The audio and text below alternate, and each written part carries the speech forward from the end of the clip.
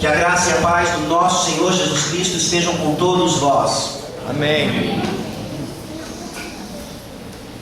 2 Coríntios, capítulo 5. Assim como temos feito de manhã, temos caminhado à noite, num livro específico, pelas manhãs, em Gênesis, e à noite, de 2 Coríntios, já chegamos agora ao capítulo 5, dessa epístola tão pessoal, tão direta e tão pastoral da parte de Paulo para com aquela igreja e obviamente do Espírito Santo para conosco também.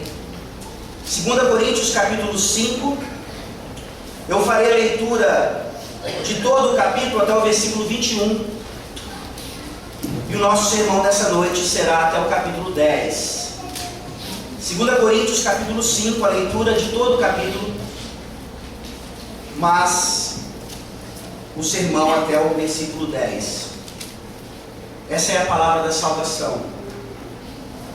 Sabemos que se a nossa casa terrestre deste tabernáculo se desfizer, temos da parte de Deus um edifício, casa não feita por mãos, eterna nos céus.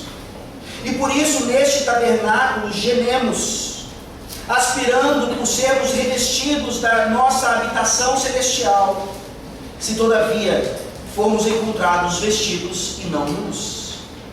Pois na verdade os que estamos neste tabernáculo gememos angustiados, não por querermos ser despidos, mas revestidos, para que o mortal seja absorvido pela vida. Ora, foi o próprio Deus quem nos preparou para isso, outorgando-nos o penhor do Espírito. Temos, portanto, sempre bom ânimo, sabendo que enquanto no corpo estamos ausentes do Senhor, visto que andamos por fé e não pelo que vemos. Entretanto, estamos em plena confiança, preferindo deixar o corpo e habitar com o Senhor. É por isso que também nos esforçamos, quer presentes, quer ausentes, para lhe sermos agradáveis. Porque importa que todos nós compareçamos perante o tribunal de Cristo, para que cada um receba segundo o bem ou o mal que tiver feito por meio do corpo. E assim, conhecendo o temor do Senhor, persuadimos os homens e somos cabalmente conhecidos por Deus, e espero que também a vossa consciência nos reconheça. Não nos recomendamos novamente a vós outros, pelo contrário, damos-vos ensejo de vos gloriardes por nossa causa, para que tenhais o que responder aos que se gloriam na aparência e não no coração. Porque se enlouquecemos é para Deus, e se conservamos o juízo é para vós outros. Pois o amor de Cristo nos constrange, julgando nós isto, um morreu por todos, logo todos morreram. E ele morreu por todos para que os que vivem não vivam mais para si mesmos, mas para aquele que por eles morreu e ressuscitou. Assim que nós daqui por diante a ninguém conhecemos segundo a carne. E se antes conhecemos Cristo segundo a carne, já agora não o conhecemos deste modo. E assim, se alguém está em Cristo, é nova criatura, as coisas antigas já passaram, eis que se fizeram novas.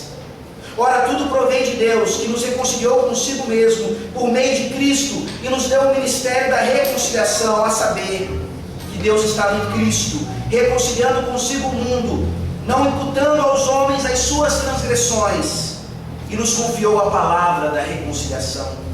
De sorte que somos embaixadores em nome de Cristo, como se Deus exortasse por nosso intermédio. Em nome de Cristo, pois, rogamos que vos reconcilieis com Deus.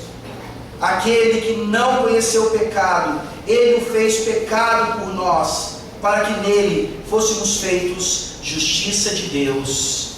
Amém. Amém. Amém. Vamos orar. Senhor nosso Deus, Deus da vida e vida em abundância, obrigado, ó Deus, por mais essa passagem tão gloriosa na vida de Paulo, e aplicada aqui aos coríntios de forma tão fantástica, aplicada também aos nossos corações, ó Deus, nessa noite mais uma vez, nos ensina onde deve estar o nosso tesouro, Nos ensina, ó Deus, o que devemos mirar e como mirar.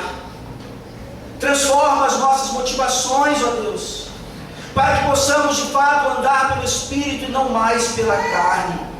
Ensina-nos o que é vivermos pela fé e não por vista. Ó Deus, nós somos fracos. Esse texto vem nos lembrar isso mais uma vez. Nós estamos morrendo, ó Deus, não apenas morreremos um dia, mas o processo já começou. Tende misericórdia de nós. Nós que investimos tanto dos nossos recursos para preservarmos ao máximo as nossas vidas, sabendo que o que está por vir é infinitamente mais glorioso e melhor. Ó Deus, transforma-nos. Nos dê agora o privilégio de poder dizer como Paulo que o morrer é lucro e o viver é Cristo. E para aqueles, ó Deus, que aqui estão, cuja ideia da morte ainda é uma ideia terrível, cujo luto pela morte ainda é um desespero total, porque não estão em Cristo, que nessa noite eles descubram a vida, a ressurreição em Cristo Jesus somente. E como para chegar até isso é necessário a morte. Ó Deus, abençoa-nos com a Tua palavra, em nome de Jesus, aquele que morreu em nosso lugar, mas ressuscitou. É que nós oramos. Amém. Amém. Essa semana eu ajudei o Tito com uma tarefa de casa. E a tarefa de casa era escrever uma poesia. Uma poesia que precisava fazer algo parecido com aquilo que os poetas utilizam. Por exemplo, o relógio, essa poesia que fala tic-tac, tic-tac, e tem alguns verbos ou palavras que lembram o som que o relógio faz.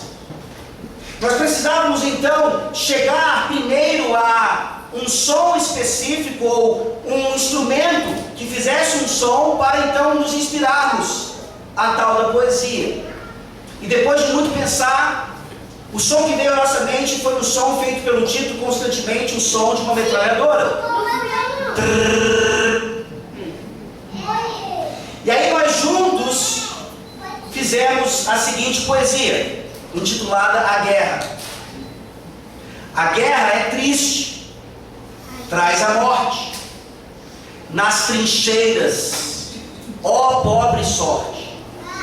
Ratatatatá, a metralhadora ressoa, não é coisa boa.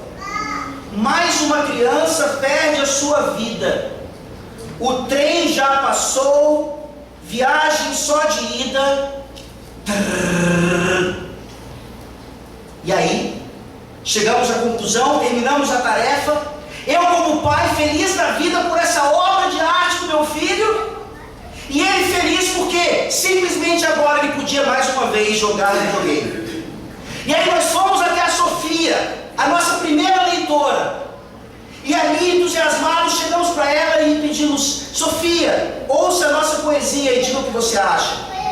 E ela, querendo prestar atenção em outra coisa, obviamente, deu ouvidos à poesia e no final fez o seguinte comentário: tinha que ser sobre a morte?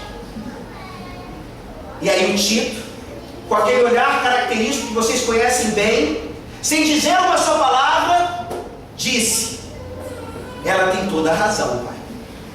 Tinha que ser sobre a morte. Eu sou uma criança. Que tema mais mórbido. Sim, eu gosto de fazer sons de metralhadora, mas isso é uma brincadeira, pai. E aí, a minha maior crítica, não das minhas poesias, porque são poucas, mas principalmente dos meus sermões, minha esposa, me lembrou hoje de manhã, ao saber que o texto seria esse, mais um sermão sobre a morte. Mas aí eu imediatamente disse para ela: aqui pelo menos a Bíblia está do meu lado. Não fui eu que escolhi a temática. temática. Foi o Espírito Santo, sim, eu escolhi a carta para pregarmos. Mas é Paulo quem aqui durante alguns capítulos já, alguns versículos, está falando sobre a morte. E certamente o problema não é das Sagradas Escrituras, o problema está em nós. Talvez seja desagradável, não apenas repetitivo, tratar sobre a morte, porque nós no fundo não gostamos de ouvir sobre isso. Temos a mesma reação da Sofia, tinha que ser sobre a morte. Temos a mesma reação do Tito, é um tema tão sombrio, pai, para uma criança. E quando nós olhamos para o Evangelho, nós nos lembramos que a parte central do Evangelho, por mais que nós não queiramos, é sobre a morte. E nós somos lembrados disso tão claramente hoje, quando celebramos a ceia do Senhor, e Ele nos diz: fazer isso em memória de mim, celebrando a minha morte. Nós olhamos então para esse texto, e sim, é mais uma vez sobre a morte. Mas não enquanto um tema mórbido, pelo contrário, já deveríamos estar acostumados com isso. Paulo não está aqui falando sobre um derrotismo cristão, pelo contrário. Ele fala sobre um verdadeiro triunfo, algo que fazia o continuar pregando o Evangelho mesmo diante da morte. Era o que aqueles falsos apóstolos não conseguiam entender. Como é que esse homem continua pregando uma mensagem que constantemente o leva à beira da morte?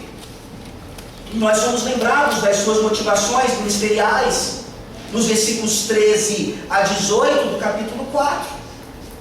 E para nos lembrarmos e encaixarmos esse seguinte texto aqui, nesse contexto, o versículo 18 do capítulo 4 diz: não atentando nós nas coisas que se veem, mas nas que se não veem, porque as que se veem são temporais, e as que se não veem são eternas. Para nós chegarmos definitivamente nas coisas eternas, é necessário que passemos pela morte. Por isso, nessa noite, ainda nessa temática, o apóstolo Paulo vem nos ensinar, por meio do Espírito Santo, que a certeza do que está por vir nos faz desejar ainda mais nossa habitação celestial. A certeza, a convicção do que está por vir nos faz desejar ainda mais nossa habitação celestial. Nós veremos isso em 4 pontos nessa noite. Primeiro, a convicção do que está por vir, versículo 1. O sofrimento pelo que está por vir, nos versículos 2 a 4. O desejo pelo que está por vir, versículos 5 a 8. E finalmente, a motivação do que está por vir, versículos 9 e 10. Vejamos então como essa certeza do que nos espera deveria, pelo menos, nos fazer desejar ainda mais aquilo que nos espera, que aqui Paulo chama, dentre outras coisas, a nossa habitação celestial. Lemos mais uma vez o versículo 1, a convicção do que está por vir. 2 Coríntios 5, versículo 1 diz: sabemos que se a nossa casa terrestre deste tabernáculo se desfizer, temos da parte de Deus um edifício, casa não feita por mãos, eterna nos céus. Vejam como Paulo começa essa sessão, meus irmãos. Ele já deu a entender isso alguns versículos atrás, naquilo que ele disse: nós cremos e por isso falamos, citando o Salmo 116, e nós complementamos isso no restante dos versículos. Nós cremos e por isso falamos, e nós cremos naquilo que nós sabemos. de modo algum é inimiga da razão, muito pelo contrário, a nossa fé é racional. Nós sabemos que algo de melhor está por vir. Como é que nós podemos saber isso? Como é que nós podemos ter tanta convicção disso? A ciência não pode provar isso, jamais será capaz de provar. Os ateus parecem estar certos, então, em chegar à conclusão de que não há nada além dessa vida. Quando nós morremos, nós voltamos para debaixo da terra e acaba a nossa existência. Não há como provar. Talvez apelemos para o espiritismo, mas nem eles conseguem provar, porque nós sabemos que espíritos não voltam. Não há como saber exatamente pela ciência ou pelo misticismo o que há por vir. Como é que nós sabemos então? Ora, pela revelação. Nós cremos, é por isso que falamos, e nós cremos naquilo que nós conhecemos e sabemos. A palavra de Deus é clara ao nos falar que sim, existe algo nos aguardando. O próprio Senhor Jesus disse que Ele ia preparar morada para nós. Nada mais pessoal do que isso, nada mais íntimo. Preparar um lugar de habitação.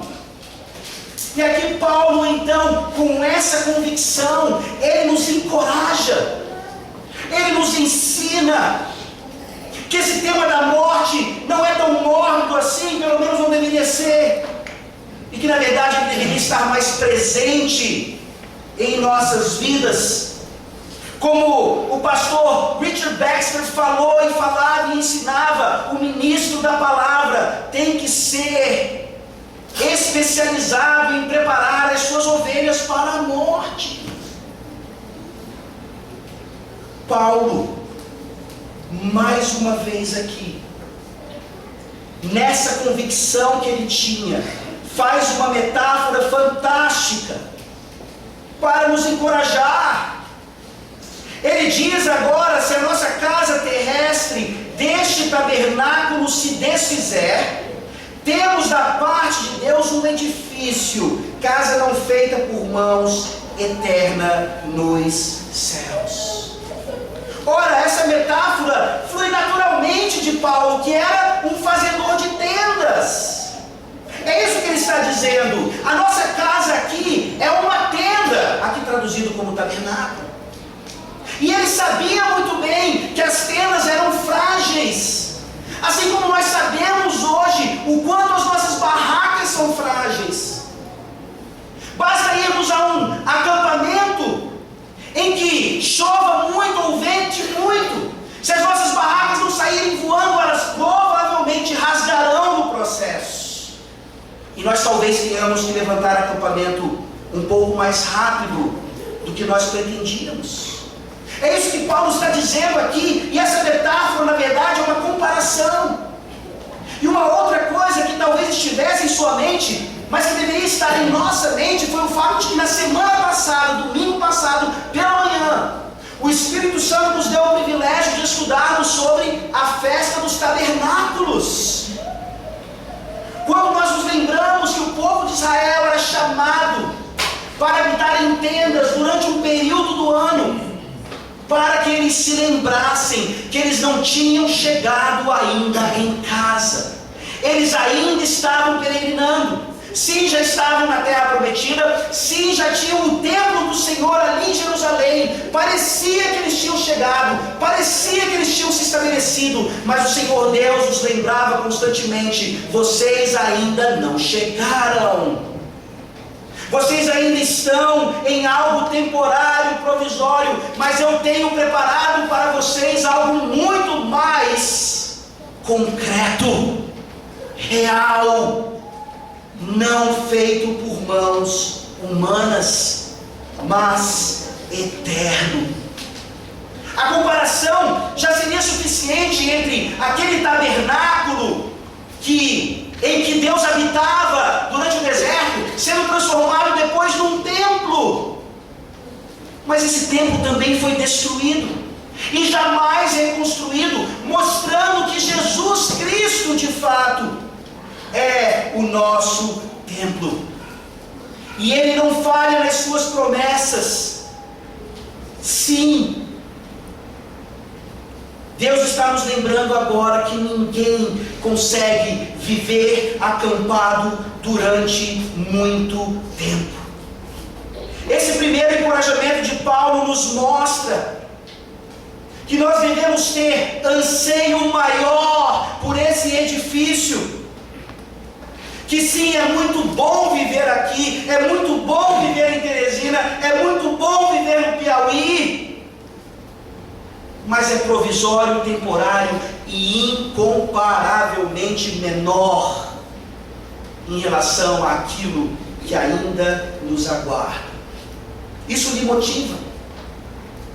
Isso lhe mostra que, se de fato estamos peregrinando ainda nesse mundo, nós necessariamente experimentaremos o sofrimento descrito aqui nos versículos 2 a 4.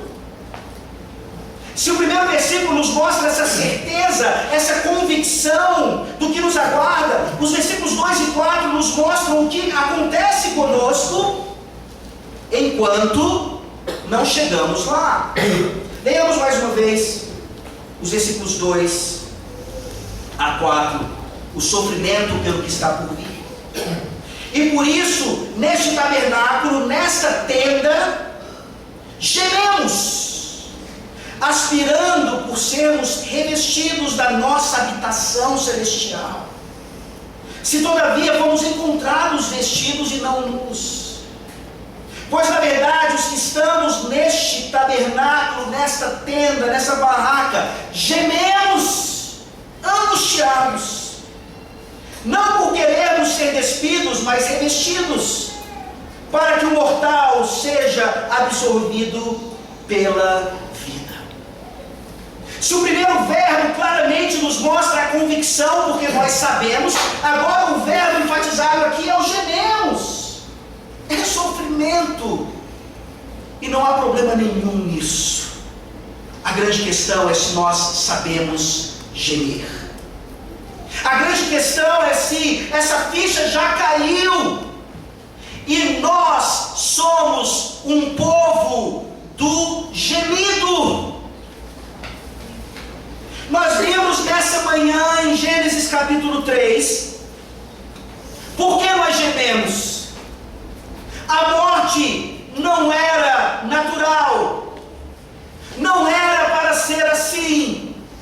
Ela entra no mundo por causa da desobediência do primeiro Adão, e isso continuará nos fazendo gemer todas as vezes que os nossos mais próximos, principalmente, falecerem. A morte dói, ela tem um aguilhão de fato, e há uma vertente cristã, ou supostamente cristã nos dias de hoje, ensinando que o verdadeiro crente não deve gemer ou chorar quando há o falecimento de alguém, principalmente se essa pessoa tiver morrido em Cristo, ela está indo para a glória. Como nós ousamos chorar e gemer? Essas pessoas não poderiam estar mais enganadas. A Bíblia é um livro sobre luto. A Bíblia nos ensina como devemos gemer. Mas não é apenas isso que Paulo aqui menciona, muito pelo contrário. Esse gemido é legítimo, mas o gemer aqui se refere a uma outra questão. O gemer aqui se refere à ideia da nossa nudez, da qual nós somos lembrados mais uma vez nessa manhã. Paulo continua fazendo aqui a sua analogia, a sua comparação, e ele fala então como nós devemos aspirar por esse revestimento da nossa habitação celestial. Mas antes dele chegar, Paulo nos mostra o que é que acontece conosco. Versículo 3. A nossa habitação celestial vai chegar, esse revestimento maravilhoso vai acontecer, se todavia formos encontrados vestidos e não nus. Os nossos primeiros pais, por desobediência, começaram a ver o mundo com os olhos de Satanás, e uma das primeiras reações foram perceber que estavam nus, e aquilo lhes causou vergonha. Nessa noite, Paulo, aproveitando esse tema, ele vem perguntar a vocês: vocês já se revestiram do nosso Senhor Jesus Cristo? Ou vocês continuam tentando se vestir ou cobrir a sua nudez de qualquer outra maneira, que não é capaz de cobrir de fato, e muito pior, não garante para nós esse revestimento eterno, essa habitação celestial? Nós não apenas teremos esse corpo aqui destruído, mas ele será ressuscitado.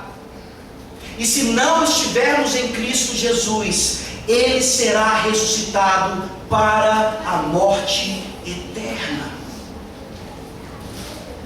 Paulo continua no versículo 4, mostrando então como esse gemido é angustiado exatamente por isso. Um gemido em relação a esse pecado terrível que ainda nos acomete. Esse corpo, essa carne, que ainda nos faz preferir as coisas do mundo às coisas do alto. Será que nós gememos de fato por isso?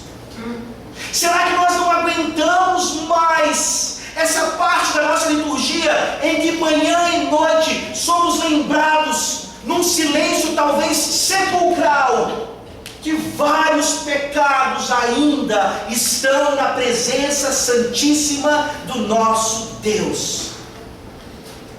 A verdadeira pergunta é: como é que ele ainda não nos consumiu por completo? A resposta é: somente por causa do sangue de Jesus. Esse é o gemido verdadeiro da morte. Esse é o gemido verdadeiro ocasionado por esse pecado. E é um gemido que nos faz, no versículo 4, querermos não ser despidos, mas revestidos, para que o mortal seja absorvido pela vida. Quantos dos nossos pecados estão relacionados a nós preferirmos ainda essa vida, essa tenda, essa barraca, enquanto desprezamos e esquecemos aquilo que nos aguarda. O versículo 1 nos mostra claramente a convicção que Paulo tinha, que cada cristão deve ter do seu destino em Cristo. Isso obviamente nos faz gemer ainda mais, porque enquanto estamos caminhando para lá, nós percebemos realmente o quanto o nosso tabernáculo é fraco de fato. Mas aqui, a partir do versículo 5, nós temos uma mudança, uma reorientação. Nós temos aqui um desejo pelo que está por vir, um desejo mais sincero, um desejo mais constante, um desejo que nos ensina a não ver a morte como algo tão sombrio assim, mas como algo até desejado, não pela morte em si, mas por aquilo que vem após ela. Leamos mais uma vez os versículos 5 a 8. O desejo pelo que está por vir.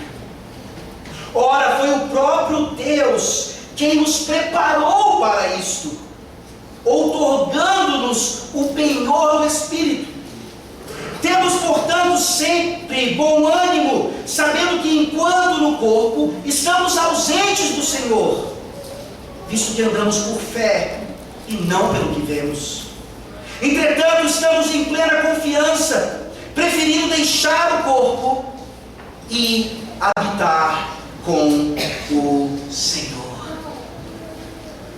Meus irmãos, o versículo 5 é fundamental para nós aqui, porque se dependesse só de nós não gemeríamos pelo pecado, continuaríamos gemendo apenas em relação à morte dos nossos queridos, continuaríamos tendo medo da morte, continuaríamos lutando contra ela com todas as nossas forças e os nossos recursos, porque no final das contas pode até ser melhor do outro lado, mas aqui já está bom demais, mesmo que seja ainda em uma barraca. É suficiente. Deixe-nos desse lado, por favor. Mas não é esse o Espírito Santo que habita em nós. Pelo contrário, o próprio Deus nos prepara para isso. É por isso que a palavra de Deus, os sermões, a vida cristã de uma forma geral, nos prepara inevitavelmente para a nossa morte. Quer seja hoje, amanhã ou daqui a alguns anos, o Espírito Santo é o nosso penhor, especialmente naqueles momentos em que estamos tão desviados dessas ideias. Ele nos chama de volta, como está fazendo hoje. Em outras palavras, Ele está nos lembrando aquilo que nós não queremos lembrar. Vira essa boca para lá, as palavras têm poder, vocês vão morrer. E depois da sua morte, o que vai acontecer? Você pode fazer uma pesquisa, e quando as pessoas dizem que têm medo de avião, na verdade elas não têm medo de avião, elas têm medo do avião cair. É a mesma coisa em relação à morte.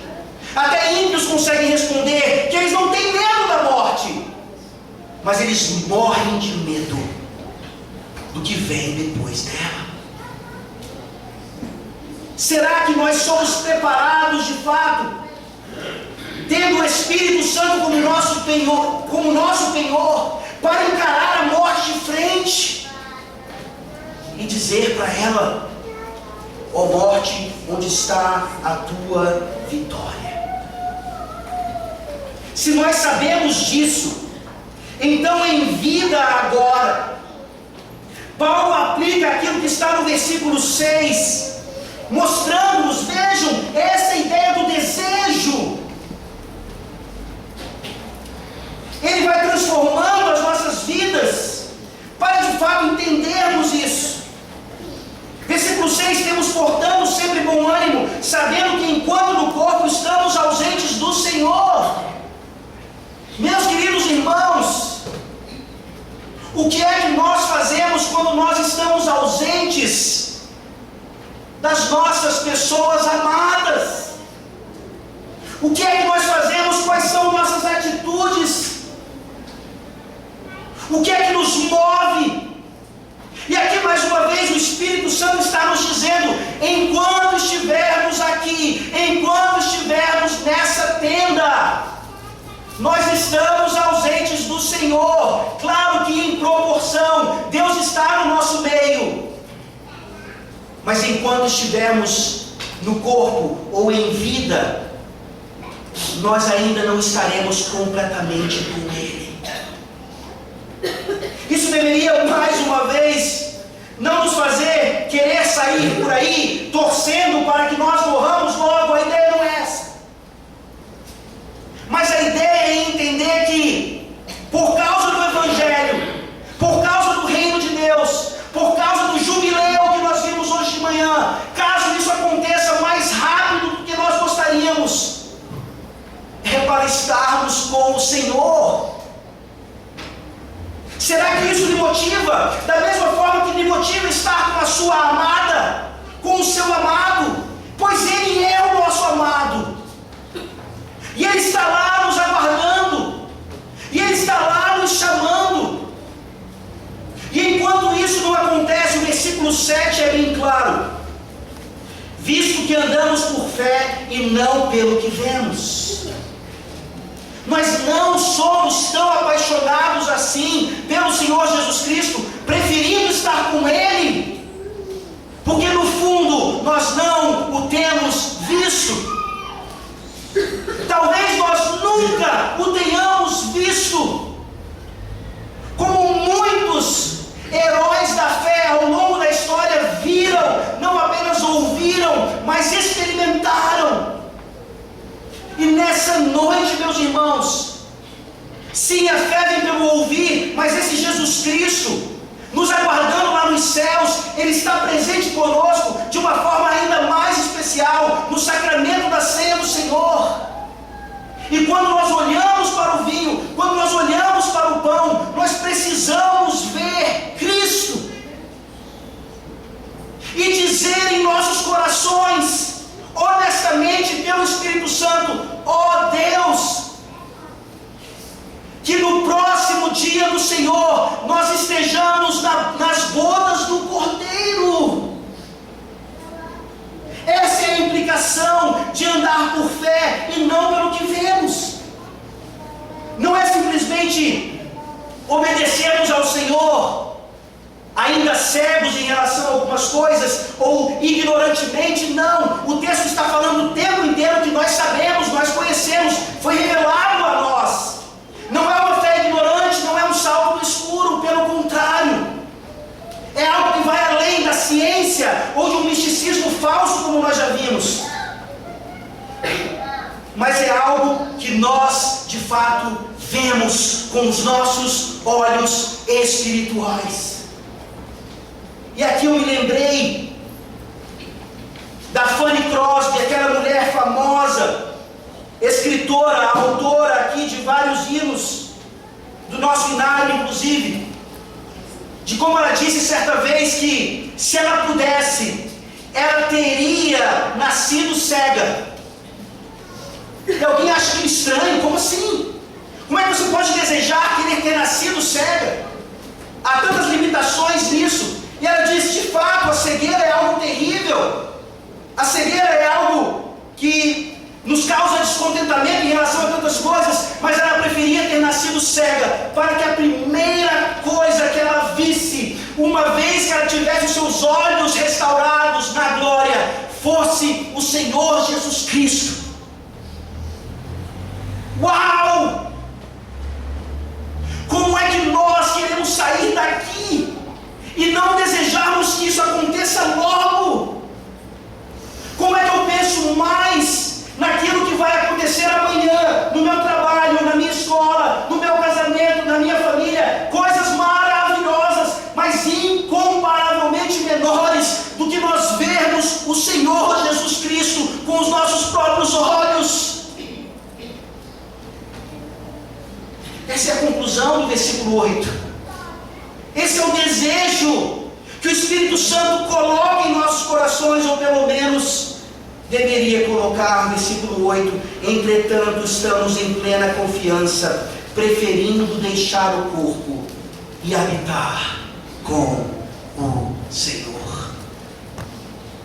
Como é difícil eu afirmar isso nessa noite, mas eu sou o primeiro da fila. Eu duvido que nós preferimos habitar com o Senhor. Eu duvido. E eu sou o primeiro da fila. Há tantas pessoas ainda, Senhor, que precisam ouvir o Evangelho. Nós ousamos dizer, como um pastor disse uma vez, que não deveríamos orar pela volta do Senhor Jesus Cristo, porque há tantas coisas a serem feitas ainda. Há tantas igrejas a se plantar. Há tanto ministério a se fazer. Há tantas coisas a serem realizadas. Estar com o Senhor pode esperar um pouco mais. Esse desejo é ilustrado na história do Pedrinho, que numa escola dominical, tendo aprendido mais uma vez sobre a ideia do céu, a professora pergunta no final da aula para aquela turma de crianças: quem aqui quer ir para o céu? E a turma inteira levanta a mão, menos o Pedrinho, o filho de um dos presbíteros. E aquela professora, tão entusiasmada com a aula, com a reação das crianças, fica surpresa e diz: mas Pedrinho, você não quer ir para o céu? E o Pedrinho responde: eu quero, professora, é porque eu pensei que ia ser agora.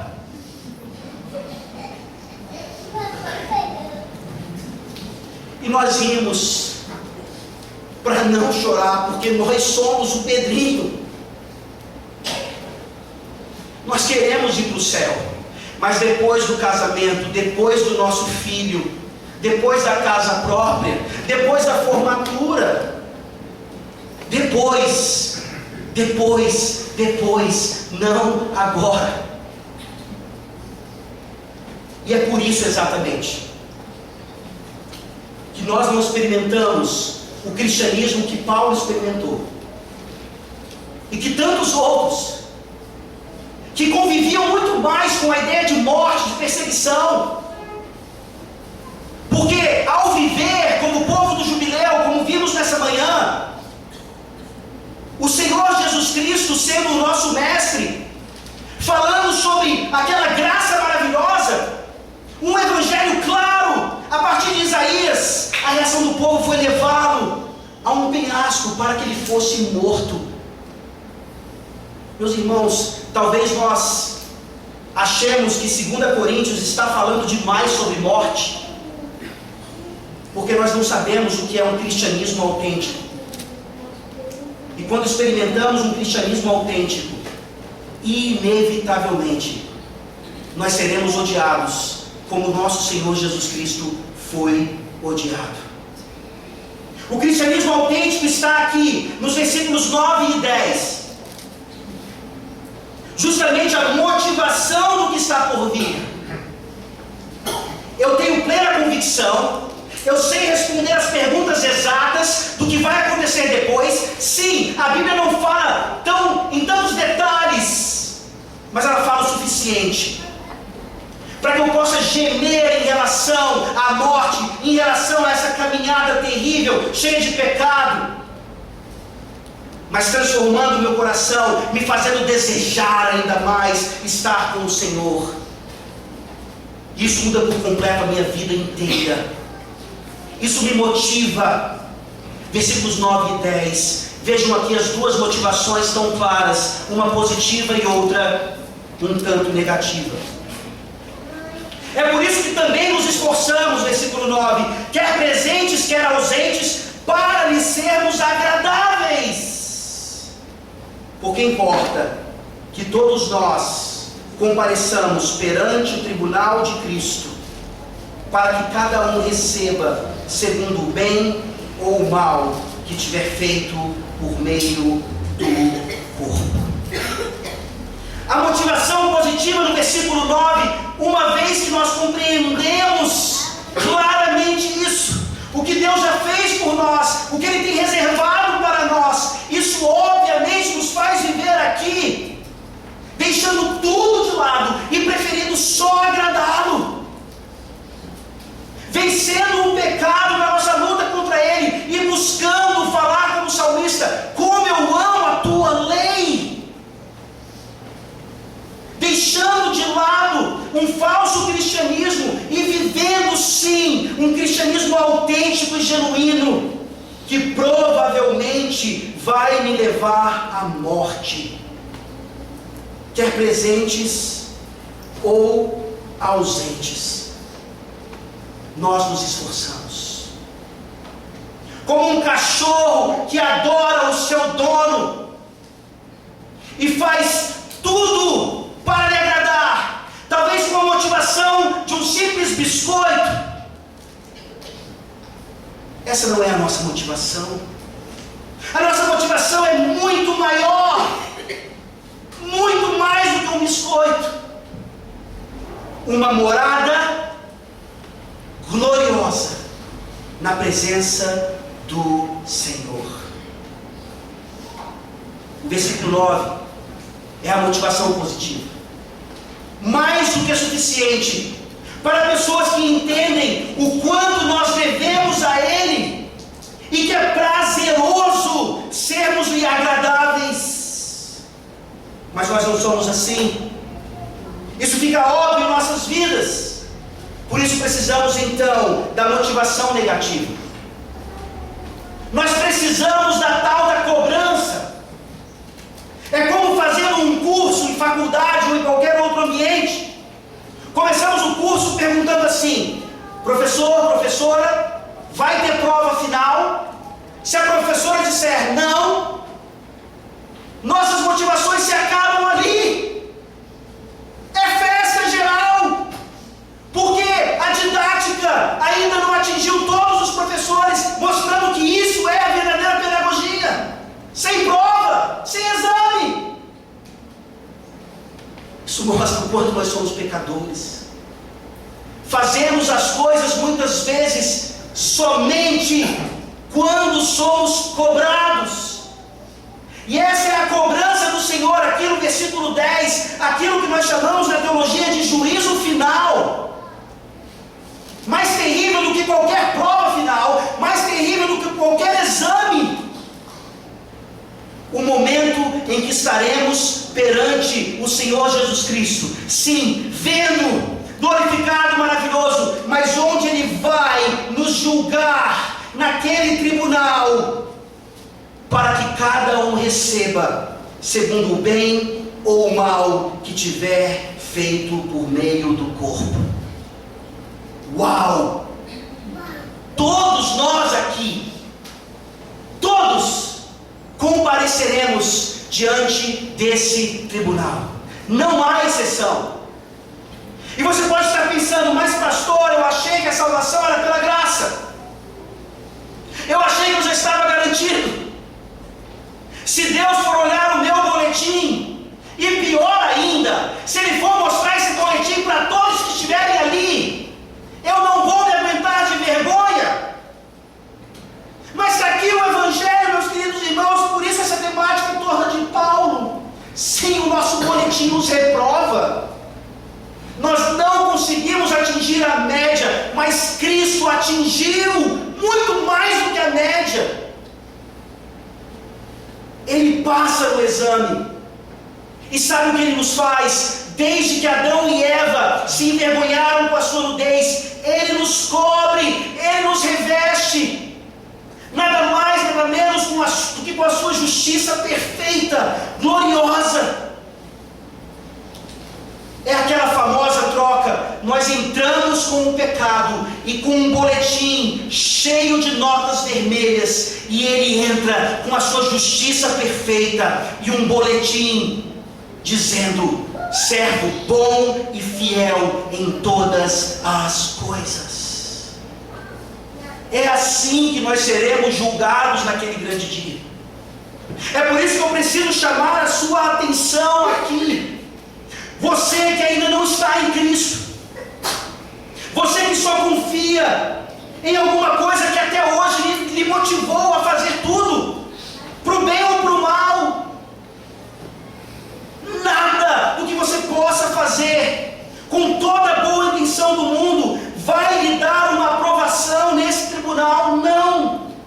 O Evangelho não podia ser mais simples e mais claro. Deixe tudo, largue tudo e abrace Jesus Cristo. É de graça. É de graça. Você não precisa fazer por si mesmo. Cristo já fez. Cristo já fez. Cristo já fez. Será que isso nos motiva de fato a fazermos tudo para agradá-lo, a preferirmos estar com Ele, a abraçarmos Cristo e dizermos: meu Jesus, como é que o Senhor pôde me amar tanto assim? Como é que o Senhor pôde me justificar e trazer a paz tão desejada por todos nós com o Pai e com o Espírito Santo.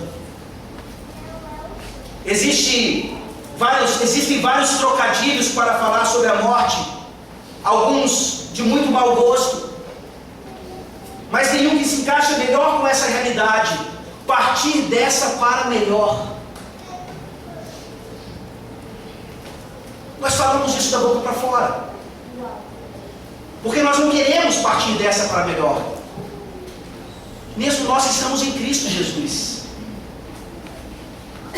E aqui está claro que se alguns aqui nessa noite ainda morrerem sem Ele, não partirão dessa para melhor. Pois se aqui é temporário e provisório e muito ruim devido à queda, sem dúvida alguma, o inferno é infinitamente pior também. Nessa noite, você não precisa ir para o inferno. Confie no boletim de Jesus Cristo. Entregue a sua vida para Ele. E o Espírito Santo vai colocar no seu coração um desejo cada vez maior de querer estar com Ele logo. A ceia do Senhor é apenas um aperitivo disso. Vamos tomar esse pão e esse vinho como se nós estivéssemos já na presença gloriosa dEle, que nos vestiu com a sua maravilhosa justiça, vestiduras brancas de justiça perfeita. Vamos orar.